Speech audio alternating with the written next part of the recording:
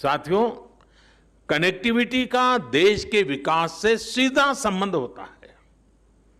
ज्यादा से ज्यादा कनेक्टिविटी यानी उतना ही तेज विकास। खासकर बॉर्डर एरिया में तो कनेक्टिविटी सीधे सीधे देश की रक्षा जरूरतों से जुड़ी होती है। लेकिन इसे लेकर जिस तरह की गंभीरता थी और उसकी गंभीरता की आवश्यकता थी, जिस तरह की राजनीतिक इच्छा शक्ति की जरूरत थी, दुर्भाग्य से वैसी नहीं दिखाई गई। अटल टनल की तरह ही अनेक महत्वपूर्ण प्रोजेक्ट्स के साथ ऐसा ही व्यवहार किया गया। लद्दाख में दौलत बेग ओल्डी के रूप में सामरिक रूप से बहुत महत्वपूर्ण एयर स्ट्रिप 40-50 साल तक बंद रही।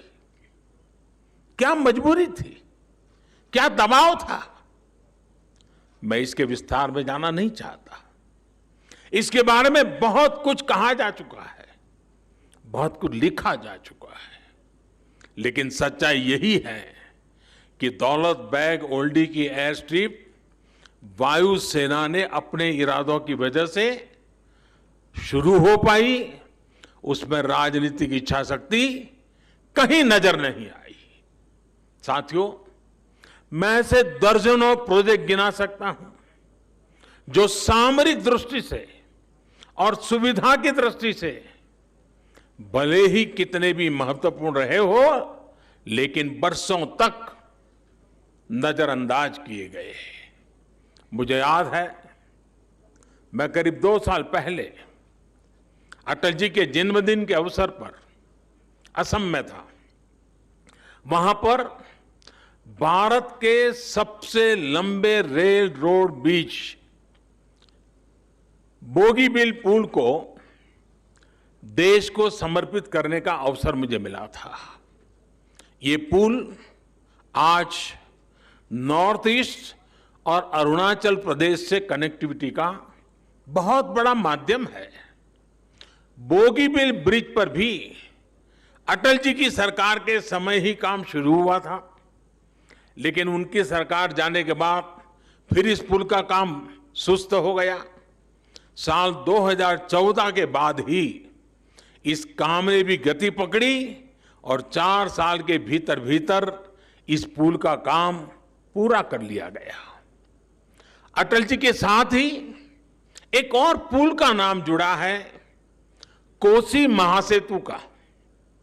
बिहार में मिथिलांचल के 2 हिस्सों को जोड़ने वाले कोसी महासेतु का शिलान्यास अटल जी ने ही किया था, लेकिन इसका काम भी उलझा रहा, अटका रहा।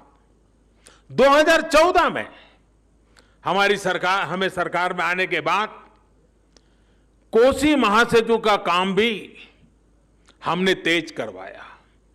अब से कुछ दिन पहले ही कोसी महासेतु का भी लोकार्पण किया जा चुका है। साथियों, देश के करीब करीब हर हिस्से में कनेक्टिविटी के बड़े बड़े प्रोजेक्ट्स का यही हाल रहा है। लेकिन अब ये स्थिति बदल रही है और बहुत तेजी के साथ बदल रही है। बीते 6 वर्षों में इस दिशा में अभूतपूर्व प्रयास किया गया है। विशेष रूप से बॉर्डर इंफ्रास्ट्रक्चर के विकास के लिए पूरी ताकत लगा दी गई है। हिमालय क्षेत्र में चाहे वो हिमाचल हो, जम्मू कश्मीर हो, करगिल लेह लद्दाख हो, उत्तराखंड हो, सिक्किम हो, अरुणाचल प्रदेश हो, दर्जनों प्रोजेक्ट पूरे किए जा चुके हैं और अनेकों प्रोजेक्ट पर तेजी से काम चल रहा है।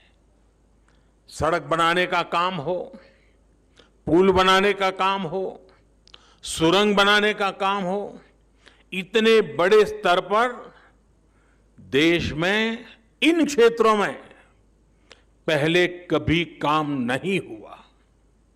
इसका बहुत बड़ा लाभ सामान्य जनों के साथ ही हमारे फौजी भाई बहनों को भी हो रहा है।